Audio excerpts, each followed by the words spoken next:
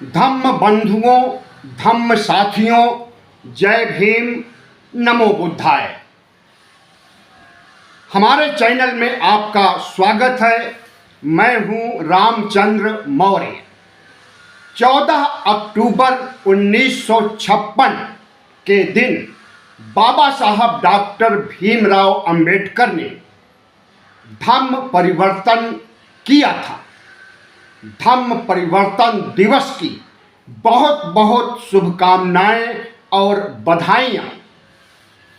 आज से 69 साल पहले 14 अक्टूबर 1956 को बाबा साहब डॉक्टर भीमराव अंबेडकर ने हिंदू धर्म का परित्याग करके बौद्ध धर्म स्वीकार किया था। लगभग 6 लाख बहुजन समाज के लोगों के साथ बौद्ध धर्म स्वीकार करने के लिए एकाएक उन्होंने कोई कदम नहीं उठाया, बल्कि इसकी भूमिका 1941 से बन रही थी, जब बाबा साहब डॉक्टर भीमराव अंबेडकर जनता नामक अखबार निकालते थे। उन्होंने जनता अखबार में एक लेख लिखा और उसी समय बौद्ध धर्म स्वीकार करने की घोषणा कर दिया था। तो 1941 से चल रही तैयारियों को अपने मृत्यु के लगभग महापरिनिर्वाण के लगभग 3 महीने पहले अपने जिंदगी के आखिरी चरण में 14 अक्टूबर 1956 को उन्होंने बौद्ध धर्म स्वीकार किया। हालांकि वह अनेक अवसरों पर कह चुके थे कि मैं हिंदू धर्म में पैदा जरूर हुआ हूं, लेकिन मरूंगा नहीं, मरूंगा मैं बौद्ध धर्म में और हमारा निर्वाण होगा। और वही हुआ। 14 अक्टूबर 1956 को धम्म दीक्षा नागपुर में लेने के बाद 6 दिसंबर 1956 को कुछ ही महीने बाद उनका महापरिनिर्वाण हुआ। लगभग 66 साल तक जीवित रहे बाबा साहब डॉक्टर भीमराव अंबेडकर ने इस देश के लिए संविधान की रचना किया। जातियों को खत्म करने के लिए अनेक पुस्तकें लिखी और हिंदू धर्म के अंधविश्वास और तमाम बुराइयों, सामाजिक असमानता को चिन्हित किया और उन्हें दूर करने के लिए हर तरीके का प्रयोग किया। बाबा साहब डॉक्टर भीमराव अंबेडकर एक ऐसी शख्सियत हैं जिनके प्रति अपार श्रद्धा न सिर्फ बहुजनों में है, बल्कि इस देश की सभी जाति की महिलाओं में भी है, क्योंकि हिंदू कोड बिल ला करके उन्होंने महिलाओं के साथ न्याय किया था और मनुस्मृति दहन करके भी उन्होंने महिलाओं के साथ, बहुजनों के साथ न्याय किया था। तो बाबा साहब डॉक्टर भीमराव अंबेडकर सिर्फ बहुजनों के नायक, बहुजनों के अग्रदूत नहीं हैं, बल्कि सर्व समाज के हैं। अब भले ही कुछ कट्टरपंथी ब्राह्मण, कुछ कट्टरपंथी सवर्ण उन्हें सम्मान न देते हों और बाबा साहब की लकीर को छोटी करने का प्रयास करते हों। BN राव, जो कि ड्राफ्टिंग कमेटी के एक सदस्य थे 7 सदस्यों में से, उन्हें महिमा मंडित करने का काम आज का सवर्ण समाज, गोदी मीडिया, भारतीय जनता पार्टी और RSS शिद्दत से कर रहा है। लेकिन बाबा साहब का कद यह लोग नहीं घटा सकते हैं। आसमान पर उगे सूरज बाबा साहब की ओर जब ये थूकने का प्रयास करेंगे तो उल्टा इन्हीं के मुंह पर इनका थूक आकर के गिरेगा। बाबा साहब डॉक्टर भीमराव अंबेडकर ने न सिर्फ 6 लाख बहुजनों के साथ 14 अक्टूबर 1956 में धर्म परिवर्तन किया था, बल्कि यह एक धार्मिक क्रांति का युग था। उसी समय से नवयान की शुरुआत बाबा साहब ने किया था। बौद्ध धर्म को तो ब्राह्मणवादी शक्तियों ने बहुत पहले ऐतिहासिक युग में शुंग से लेकर गुप्त काल तक और उसके बाद भी बौद्ध धर्म को खत्म करने के लिए अभियान चलाया था। लेकिन बाबा साहब डॉक्टर भीमराव अंबेडकर ने जब 14 अक्टूबर 1956 को धम्म दीक्षा नागपुर में लेकर के नवयान बौद्ध धर्म का पाठ पढ़ाया, उसके बाद से बौद्ध धर्म लगातार विकसित हो रहा है। और जो बौद्ध धर्म 1951 में 1.4 लाख बौद्ध अनुयायी थे, उनकी संख्या 1961 में बढ़ करके 32 लाख हो गई, यानी 1500 गुना से ज्यादा बढ़ोतरी 4 सालों में हुई है धम्म दीक्षा के बाद। इसी तरह से समय जैसे जैसे बीतता गया, वैसे वैसे बौद्ध धर्म मानने वालों की संख्या बढ़ती गई। 1971 में, 1981 में और 1991 में बौद्ध धर्म अनुयायियों की संख्या लगातार बढ़ती रही और 2011 की जनगणना में 85 लाख लोग बौद्ध हो चुके थे। कहाँ 1951 की पहली जनगणना में 1.4 लाख और कहाँ 2011 की जनगणना में 84 से 85 लाख तक बौद्ध अनुयायी बढ़े। ये जो आंकड़े हम बता रहे हैं ये ऑफिशियल हैं, सरकारी आंकड़े हैं, जनगणना से प्राप्त किए गए हैं। लेकिन जो अनऑफिशियल आंकड़े हैं उनकी संख्या आज करोड़ों में हो गई है। 2010 के बाद जब सोशल मीडिया ने जोर पकड़ा है तो लगभग 15 वर्षों में इस देश में 15 करोड़ से अधिक नव बौद्ध हो गए हैं और यह सब 14 अक्टूबर 1956 की धम्म दीक्षा का विस्तार है। तो साथियों,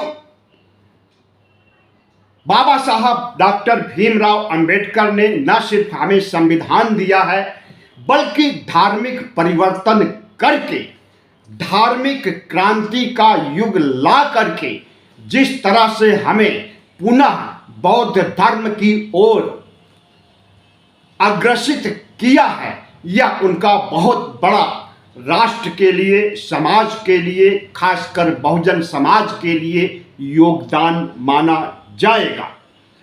बाबा साहब डॉक्टर भीमराव अंबेडकर के सामने कई धर्म थे। ईसाई धर्म था, इस्लाम धर्म था, सिख धर्म था और बौद्ध धर्म।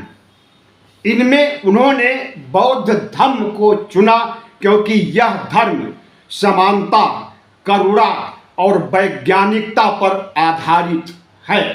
यही धर्म उन्हें लगा कि इसी से बहुजन समाज का कल्याण हो सकता है।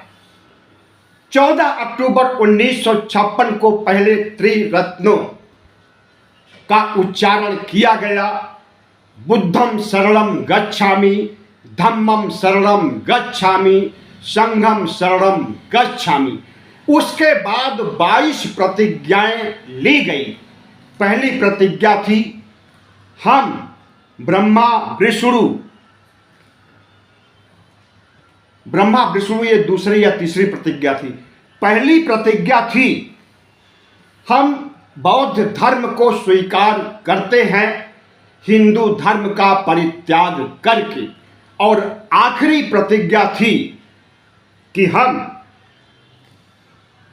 22वीं प्रतिज्ञा थी कि हम आज से मैं हिंदू देवी देवताओं की कभी पूजा नहीं करूंगा, हिंदू धर्म को नहीं मानूंगा, सिर्फ बौद्ध धर्म को आगे बढ़ाने का काम करूंगा। तो इस तरह से बाबा साहब ने जब 14 अक्टूबर 1956 को धम्म दीक्षा लिया तो उनके साथ पहले दिन 2.3 लाख लोग, नहीं ये आंकड़ा थोड़ा सी मैं मिस कर रहा हूं, लगभग 3 लाख लोगों ने पहले दिन धम्म दीक्षा लिया, और इतना ही लगभग दूसरे दिन धम्म दीक्षा लिए 15 अक्टूबर 1956 को। कुल 6 से 8 लाख लोगों ने 2 दिनों में धम्म दीक्षा लिया था, और इसमें ज़्यादातर बहुजन समाज के लोग थे, ओबीसी एससी एसटी के लोग थे। आज भी 14 अक्टूबर 1925 को भी धम्म दीक्षा नागपुर में और कई अन्य बौद्ध पर्यटन स्थलों पर या बौद्ध धार्मिक स्थलों पर जैसे लुम्बिनी, सारनाथ, कुशीनगर, सांची आदि जगहों पर आज भी धम्म दीक्षा ली जा रही है। इस तरह से लगभग 69 वर्षों तक हर एक अवसर पर हर 14 अक्टूबर को बड़ी संख्या में लोगों ने धम्म दीक्षा लिया, और 14 अक्टूबर के अतिरिक्त 14 अप्रैल और अन्य बौद्ध तिथियों जैसे बैसाखी पूर्णिमा आदि पर भी धम्म दीक्षा लेने का अभियान चलाया जा रहा है पूरे देश में। और जिस तरह से बौद्धों की संख्या बढ़ रही है, करोड़ों में हो गई है, यह संख्या और तेजी से बढ़ाने की जरूरत है। और हमारे जितने भी 85 से 90% तक बहुजन समाज के लोग हैं, उन्हें सबको बौद्ध दीक्षा लेनी चाहिए हिंदू धर्म का परित्याग करके, क्योंकि बाबा साहब अंबेडकर ने बताया था कि हिंदू धर्म में छुआछूत, अस्पृश्यता, जातिवाद और बहुजनों के साथ गुलामी, उनकी शिक्षा का अधिकार छीनना, यह सब यही दर्शाता है कि आरएसएस मनुस्मृति को लागू करना चाहता है, बाबा साहब डॉक्टर भीमराव अंबेडकर के संविधान को हटाना चाहता है, और इस देश को हिंदू राष्ट्र बनाना चाहता है। लेकिन बहुजन समाज के लोग, बहुजन समाज के 85 से 90% लोग इस देश को फिर से बौद्धमय राष्ट्र बनाना चाहते हैं। आरएसएस सत्ता में है, आरएसएस के बड़ा संगठन है, लेकिन हमारे बहुजन समाज के पास कोई बड़ा संगठन नहीं है। आरएसएस से बड़ा संगठन हमें बनाने की जरूरत है, और जो संगठन पहले से काम कर रहे हैं, फिलहाल उनकी छत्र छाया में हमें आगे बढ़ करके बौद्ध धर्म का विस्तार करना है, और बाबा साहब डॉक्टर भीमराव अंबेडकर के सपने को साकार करना है। अंबेडकरवाद और बुद्धिज्म का विकास तभी होगा जब हिंदू धर्म की कुरीतियों और हिंदू धर्म की गुलामी, हिंदू धर्म की वर्ण व्यवस्था का परित्याग करके एक वैज्ञानिक करुणामय धर्म, समानता पर आधारित धर्म, बौद्ध धर्म को ग्रहण करेंगे। 14 अक्टूबर 1956 को धम्म दीक्षा लेने के बाद बाबा साहब ने अपने भाषण में प्रतिज्ञा किया था कि हमें मुक्ति मिल गई हिंदू धर्म से और हम जिस धर्म की ओर आगे बढ़ रहे हैं यही धर्म आने वाली पीढ़ी को भी प्रेरित करेगा आगे बढ़ने के लिए, बौद्ध धर्म को अपनाने के लिए। बाबा साहब अंबेडकर के इन विचारों को हमें सफल बनाना है और उनके सपने को साकार करना है। हिंदू राष्ट्र आरएसएस बनाना चाहता है जिनकी संख्या 10 से 15% है, और बौद्ध राष्ट्र हम बनाना चाहते हैं जिनकी संख्या 85 से 90% तक है। जनसंख्या बल में हम आरएसएस से कहीं आगे हैं, लेकिन हमारे बीच चेतना और जागरूकता की कमी है। इस जागरूकता को फैलाने के लिए बहुजन समाज के पढ़े लिखे तबके को सामने आना होगा और सबसे पहले उसे बौद्ध धर्म ग्रहण करना होगा। उसके बाद पिछड़े, अति पिछड़े और वंचित वर्ग के उन तमाम लोगों को जो कि राष्ट्र की मुख्य धारा में नहीं हैं, गरीबी रेखा के नीचे जिल्लत से जिंदगी जी रहे हैं, उन्हें भी प्रेरित करके राष्ट्र की मुख्य धारा में लाना है और बौद्ध धर्म से जोड़ना है। तभी हम आगे बढ़ेंगे और तभी बाबा साहब का सपना साकार होगा। वीडियो अच्छा लगा हो तो चैनल को सब्सक्राइब कर लीजिए, लाइक कीजिए और बड़े पैमाने पर शेयर कीजिए ताकि और लोग भी हमारे विचारों से लाभान्वित हो सकें। धन्यवाद।